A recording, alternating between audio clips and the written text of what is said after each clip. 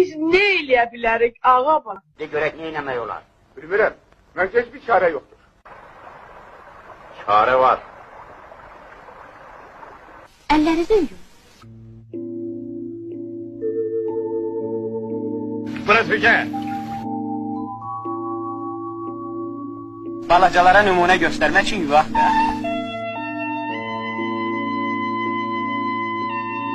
Sabunlamaq lazımdır. Bu zamanda sabun milyon deməkdir.